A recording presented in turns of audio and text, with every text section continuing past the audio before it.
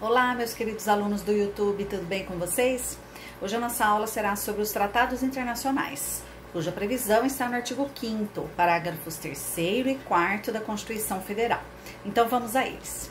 Bom, o Brasil, no cenário internacional, em suas atividades internacionais, ele pode assinar vários tipos de tratados internacionais. O direito internacional e o direito constitucional fazem previsão desses institutos internacionais que podem ser assinados pelo Brasil. Mas, genericamente, eles recebem o nome de tratados. Então, nós temos os tratados internacionais. Além desse nome de tratados internacionais, nós também temos as convenções internacionais, os pactos internacionais, né? Então, toda vez que você ler na doutrina ou tiver na jurisprudência do Supremo, do STJ ou mesmo dos tribunais de segunda instância, né, essa manifestação em relação às atividades internacionais, principalmente na Justiça Federal, lembre-se disso. O Brasil precisa assinar esse documento na esfera internacional para que ele valha no Brasil, né, dentro do nosso Estado, o Estado brasileiro.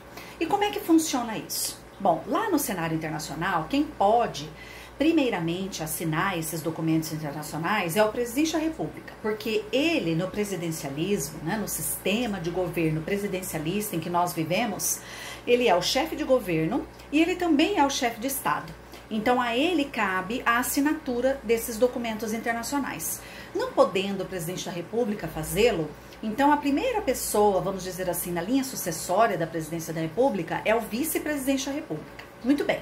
Ocorre que em muitas das vezes, essa assinatura não é única. Então o Brasil pode estar participando de reuniões em Tóquio, na Bélgica, no Canadá, nos Estados Unidos, tudo ao mesmo tempo.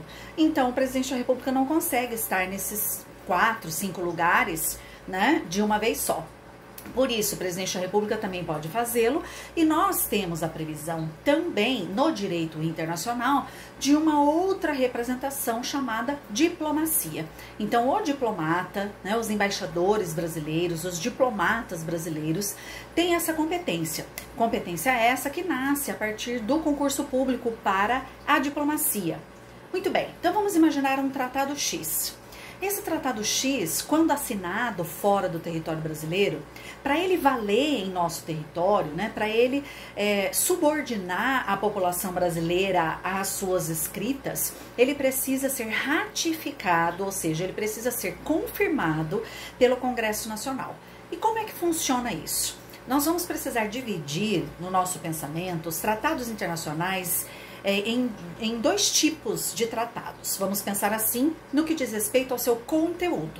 Então eu terei os tratados que versam sobre direitos humanos e os tratados que versam sobre outro qualquer direito que não sobre direitos humanos.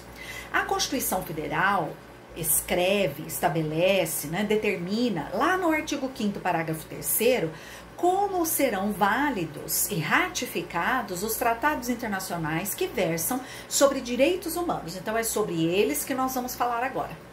Muito bem. Estes tratados internacionais são trazidos para o Brasil e entregues ao Congresso Nacional. Ele passa por alguns órgãos, né? Vem pela diplomacia, passa por alguns outros órgãos, mas a gente vai falar dessa atividade do Congresso. O Congresso Nacional, então, tem comissões. Essas comissões, Comissão de Direitos Internacionais, Comissão de Redação e Justiça, né, as comissões a quem compete, né, essa interpretação, vamos pensar assim. Então, essas comissões vão receber o Tratado Internacional e vão decidir, olha, qual é a importância desse Tratado Internacional? Será que ele deve ser equivalente a uma emenda constitucional e deve ser mencionado no texto da Constituição?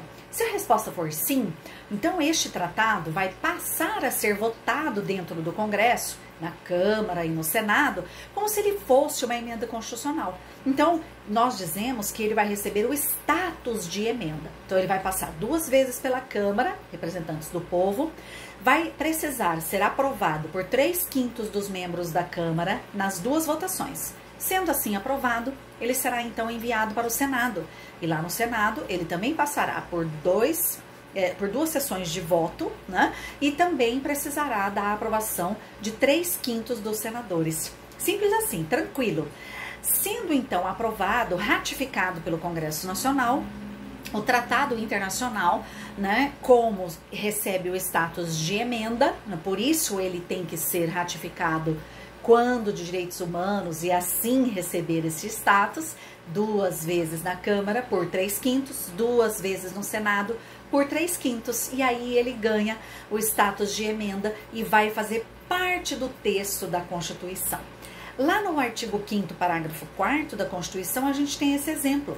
Então, o artigo 5º, ele menciona o Tratado de Roma, que para nós já deu vida ao Tribunal Penal Internacional, que nós chamamos no direito constitucional, internacional e também no direito penal e processual penal de TPI. O TPI, então, ele foi aprovado dessa maneira que eu acabei de ensinar vocês. Ele entrou no texto da Constituição Federal por meio da Emenda Constitucional 45 de 2004, há praticamente 16 anos, né? A sua importância é muito grande para nós. Então, este tribunal, ele julga os crimes de genocídio, de banimento, né? Os crimes bárbaros, os crimes cruéis contra a vida, tudo de cunho internacional. Bem importante para as suas provas, dê uma lida nessa Emenda Constitucional 45, ela fez uma modificação bastante grande no Poder Judiciário e algumas partes do texto da Constituição. Mas e quando o tratado fala sobre direitos humanos e não é aprovado com status de emenda? Como acontece no Congresso Nacional? Muito bem. Quando ele fala sobre direitos humanos, quando ele versa sobre direitos humanos, mas o Congresso, por meio das suas comissões, decide que ele não receberá o status de emenda constitucional, então ele receberá o status de lei ordinária. Será aprovado como lei ordinária. Então eu vou precisar somente da aprovação por meio de maioria simples. Ele será aprovado na Câmara, uma só vez, maioria simples. Mandado para o Senado, uma só vez, maioria simples, aí a promulgação do jeitinho que a gente já conhece lá no processo legislativo. Então, este tratado internacional, uma convenção internacional, um pacto, desde que ele verse sobre direitos humanos e não seja assim considerado, né, tamanha importância para que ele ganhe status de emenda constitucional, ele não vai ficar na pirâmide de Kelsen, lá naquela parte de cima, junto com a Constituição, mas ele vai ficar logo abaixo da Constituição. Então, ele vai ganhar o status de lei supralegal. Então, ele será uma lei ordinária, mas com status supralegal, ou seja, ele vai ser mais considerado, então ele estará ali em cima, na pirâmide, logo abaixo da Constituição, ele estará em cima de todo o restante do processo legislativo, das demais leis ordinárias que não versarem sobre tratados internacionais, das leis complementares, das resoluções, dos decretos, medidas provisórias, etc. Certo? Então, vamos lembrar? Tratados internacionais aprovados com status de emenda constitucional entram no texto da Constituição Federal. Exemplo, artigo 5º, parágrafo 4º, Tribunal Penal Internacional, conhecido como TPI. Agora, tratados internacionais que versam sobre direitos humanos, mas não são considerados tão importantes, ganham status de lei ordinária, mas na pirâmide de Kelsen, eles ficam logo abaixo da Constituição e acima de todo o restante do processo legislativo, cuja previsão está no artigo 59 da Constituição. Então, ele ganha o chamado status supralegal. Eu espero que você tenha gostado dessa aula, né? Essa matéria de direitos constitucional, internacional, é muito importante para os concursos, principalmente se você for fazer concurso da área federal, né, TRF, TRT, né, tribunais superiores, STJ, Supremo, se você for fazer concurso para o próprio Congresso, né, para trabalhar no Senado, na Câmara, os concursos da Justiça Federal, então estude bastante o artigo 5º e principalmente os seus parágrafos. Hoje na aula a gente viu os parágrafos 3º e 4º. Se você gostou da minha aula e quiser assistir mais aulas, fique ligado. Eu dou aula toda semana, ao vivo pela internet, pelo sistema Zoom.